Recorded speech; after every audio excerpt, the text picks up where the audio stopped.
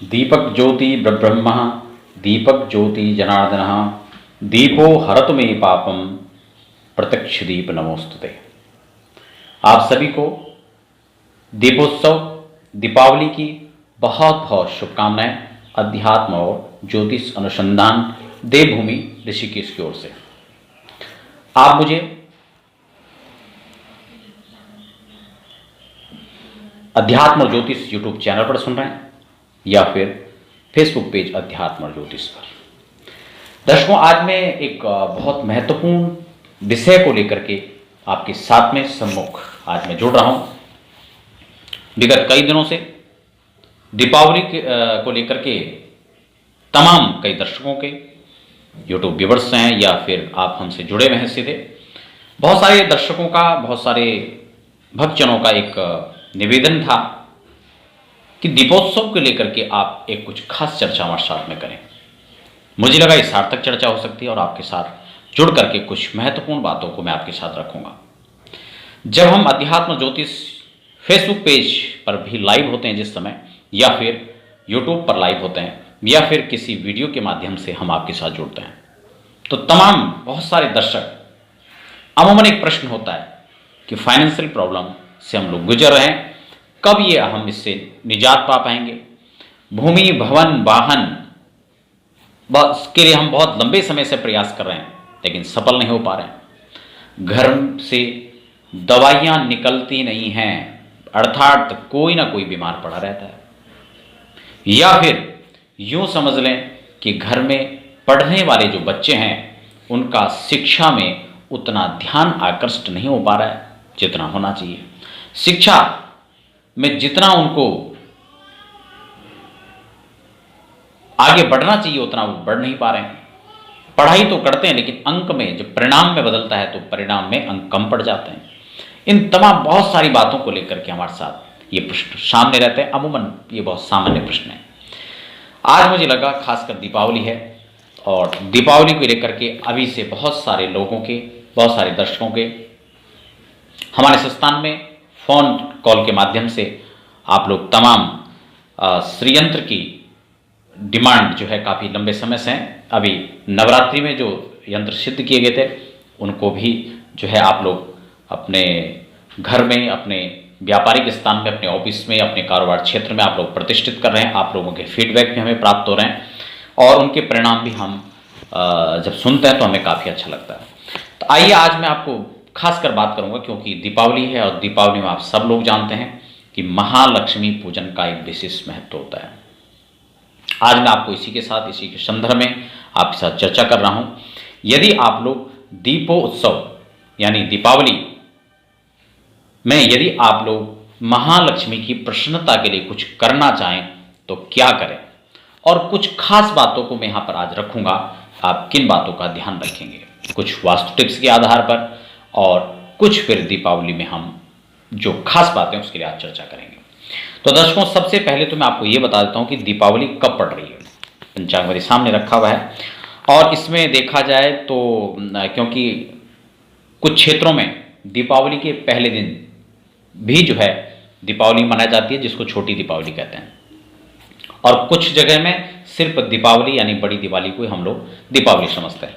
तो खैर ये क्षेत्रीय परंपरा है, इसके अनुसार हो सकता है। लेकिन अब दीपावली कब पड़ेगी तो उसके लिए मैं आपको बता दूं, महालक्ष्मी पूजन की अगर हम बात करें तो 14 तारीख को महालक्ष्मी पूजन रहेगा, यानी दीपोत्सव जो बड़ी दिवाली पड़ेगी वो 14 तारीख को पड़ने वाली है।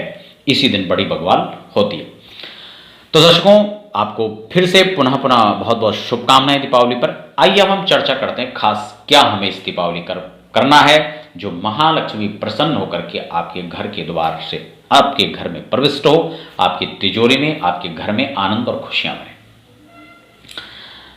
देखिए महालक्ष्मी की प्रसन्नता, लक्ष्मी कई प्रकार से होती है। एक लक्ष्मी घर में वो आती है जो कलह का वातावरण पैदा कर देती है, कहीं ना कहीं दिग्भ्रांतित कर देती है, कहीं ना कहीं हमें भटकाव की ओर ले जाती है। लेकिन एक लक्ष्मी वह आती है जो हमें ठहराव की ओर ले जाती है, जो हमें शांति और पुष्टि और क्रियोन्नति की ओर ले जाती है। इसलिए हमें उसी लक्ष्मी का आह्वान करना है और उसी लक्ष्मी का हमें जो है अपने घर में स्थापन। इस प्रकार के श्रीयंत्र दोनों प्रकार से मैंने आपको बताया।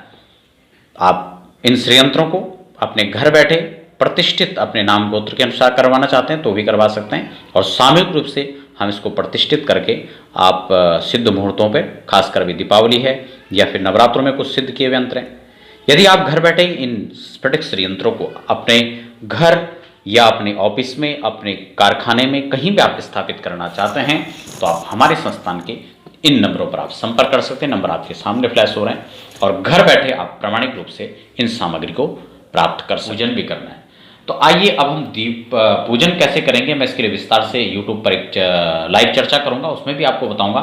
लेकिन फिलहाल अध्यात्म और ज्योतिष यूट्यूब पर वह लाइव आपको जो है इस विषय में आप समझाऊंगा। लिंक आपको मैं यहाँ पर उपस्थित करा दूंगा, आप लिंक के माध्यम से यूट्यूब चैनल पर आप विजिट कर सकते हैं, और वहाँ पर तमाम और भी जानकारियों के साथ साथ में आप दीपावली के लिए खास टिप्स भी आप लोग ले सकते हैं। तो आइए अगर हम बात करते हैं दीपावली में खास कि हमें इस महालक्ष्मी पूजन से पहले खास किन किन बातों का ध्यान रखना है।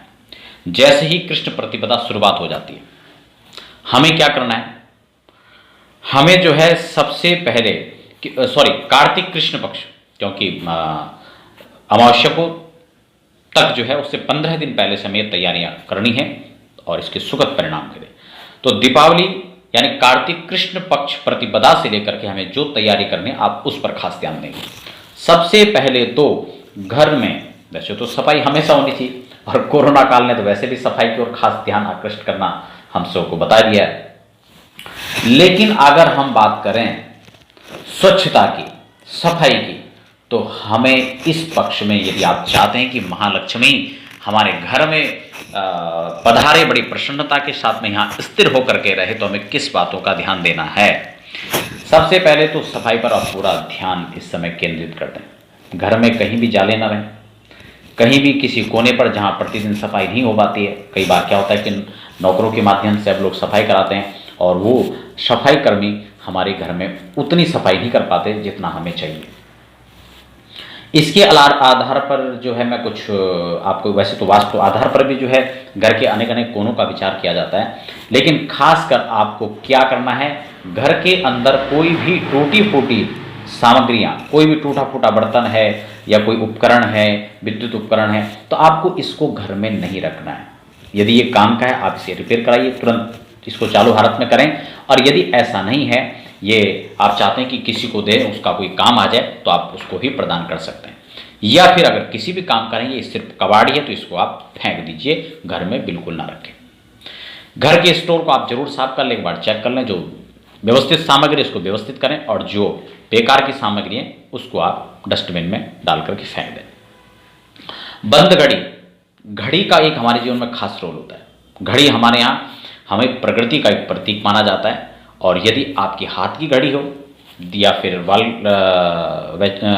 आपकी दीवार की घड़ी हो, कोई भी घड़ी आपके पास में है, यदि ये बंद पड़ी हुई, इसमें सेल नहीं है या कोई और कारण है, कोई भी फॉल्ट है, तो आप इसको तुरंत ठीक कराएं। कई बार होता है कि हम घड़ी के शौकीन होते हैं, बहुत सारे घड़ी हमारे पास बहुत सारे लोग गिफ्ट के माध्यम से देते हैं, और वो तमाम घड़ियाँ हम अलमारी में रख देते हैं। तो यदि उनमें से कोई घड़ी बंद पड़ी है तो आप उसको तुरंत चालू करें। इसके अलावा आपके घर में कोई खंडित मूर्ति ना हो, यदि खंडित मूर्ति है तो आप इसको तुरंत विसर्जित कर दें। और कोई भी ऐसी तस्वीरें घर में, खासकर चीनी मिट्टी की हो, इस प्रकार के, वैसे तो तस्वीरें नहीं रखनी चाहिए।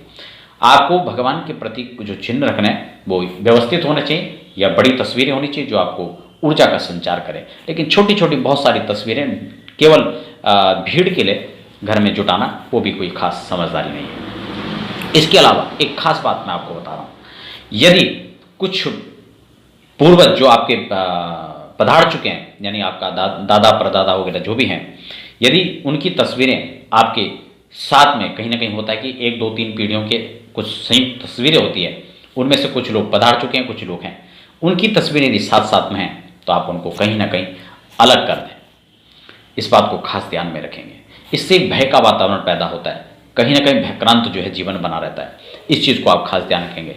और जो पितृ हैं, जो पूर्वज हैं, जो पधार चुके हैं, उनकी जो तस्वीरें हैं उसको आप दक्षिण दीवार पर लगाइए, दक्षिण दिशा में उनकी तस्वीरों को आप लगाएं। घर को थोड़ा घर के साथ साथ में घर की जो छत है क्योंकि छत में हम लोग खासकर ध्यान नहीं देते हैं, वहाँ हम लोग सारा एक स्टोर की तरह उसको यूज़ करने लगते हैं, जो भी टूटा फूटा सामान है वहाँ पर फेंक देते हैं। अगर ऐसा है तो घर की छतों को भी साफ कर लें।